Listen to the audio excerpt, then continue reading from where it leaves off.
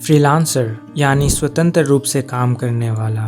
Freelancing, जिसे gig economy भी कहते हैं, नीति आयोग के अनुमान के हिसाब से भारत में वर्ष 2020-21 में कुल 77 लाख फ्रीलांसर थे और आगे चलकर 2030 तक यह आंकड़ा 2.3 करोड़ हो जाएगा।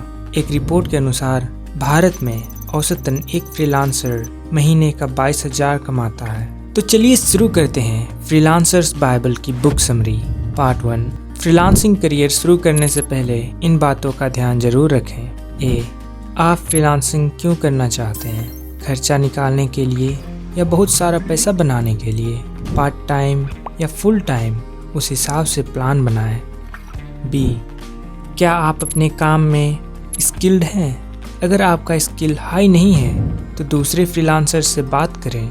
मौजूदा समय में इंडस्ट्री को किस तरह की स्किल की ज़रूरत है, उस तरह की ट्रेनिंग लें। सी, क्या आप इस इंडस्ट्री में नए हैं? शुरुआत में क्लाइंट पाना और एक्सपीरियंस के लिए आपको अपने प्राइसेस कम करने पड़ेंगे। डी, अपने स्किल्स की लिस्ट बनाएं। एक और अपने उन स्किल्स की लिस्ट बनाएं जिसे करने में आपकी रुचि हो और आपके पर्सनैलिटी को भी सूट करता हो।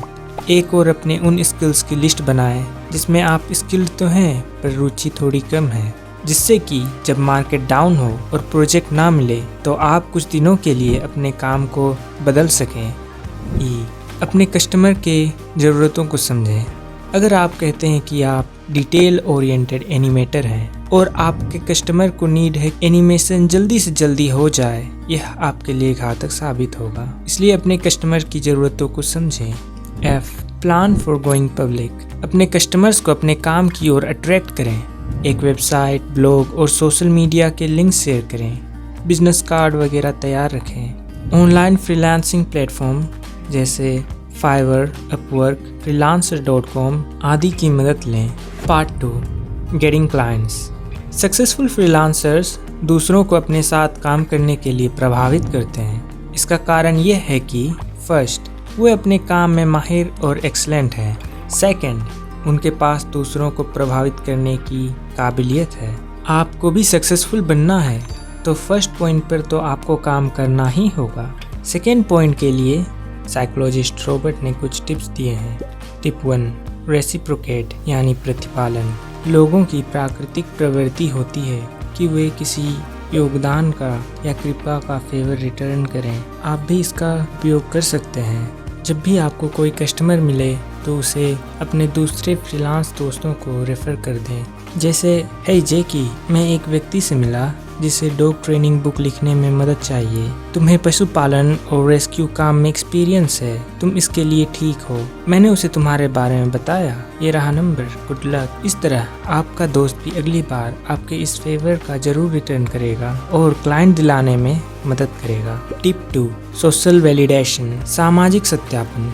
जिंदगी में हमें बहुत सारे निर्णय लेने होते हैं। कौन सा टूथपेस्ट खरीदें से लेकर किसे वोट देना है, दूसरे लोग क्या कर रहे हैं, अगर यह पता चल जाए तो हमें फटाफट से निर्णय लेने में मदद मिलती है। हम इसी सोशल वैलिडेशन का उपयोग अपने फायदे के लिए कर सकते हैं। जैसे अपने पोटेंशियल क्लाइंट को अपने पुराने क्लाइंट के साथ किए गए काम के बारे में बताइए। Tip 3, authority. अब तक जितने भी डॉक्टरों से मैं मिला, सभी अपनी डिग्रीज, सर्टिफिकेट को दीवारों पर प्रदर्शित करते हैं। यह उनके अथॉरिटी को प्रमोट करता है। आप भी कई जगह और कई तरीकों से ऐसा ही कर सकते हैं। जैसे वेबसाइट बनाएं, portfolio, client list, professional titles etcetera. Tip 4, scarcity यानी कमी। वस्तुओं की कमी से कीमतों में वृद्धि होती है क्योंकि लोग अपनी आवश्यकताओं को पूरा करने के लिए अधिक भुगतान करने के लिए तैयार होते हैं। फ्रीलांस करियर में कुछ यूँ दिखेगा, limited offer, only 3 slot left, sales in tomorrow. हमारे सर्विस में फर्स्ट 10 लोगों को 30% डिस्काउंट एटसेट्रा। Tip 5, like. लोग उन लोगों से अधिक आसानी से राजी हो जाते हैं जिन्हें वे पसंद करते हैं या आकर्षक पाते हैं। इसी लाइकिंग को स्थापित करने के लिए कोई कॉमन इंटरेस्ट जैसे सेम स्कूल, कॉलेज या कोई सेम ऑर्गेनाइजेशन हो सकता है। इसलिए हमें अपने स्कूल, कॉलेज, पड़ोस के साथ जान पहचान बनाना चाहिए। नेटवर्किंग के लिए सोशल मीडिया का यूज़ करें। जैसे कि एक कहावत है, नोबडी नीड्स एनीबॉडी।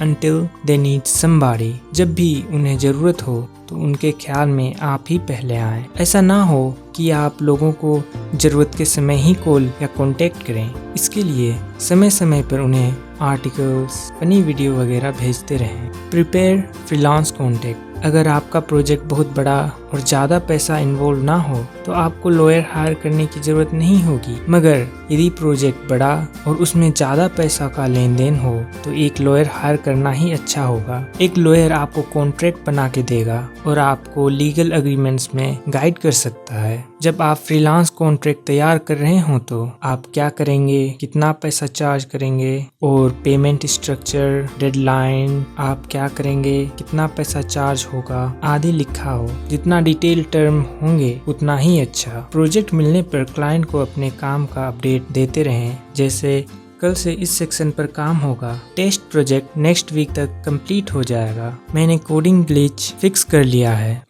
आपको इन प्रक्रियाओं से गुजरना होगा और सीखते रहना होगा। अपने जहाज के कैप्टन आप खुद हैं। यह था book summary the freelancer's bible by Sara Horowitz. Video को इन तक देखने के लिए आपका बहुत बहुत शुक्रिया। अगर आपको अच्छी लगी यह वीडियो तो प्लीज़ सब्सक्राइब और लाइक कर दीजिए।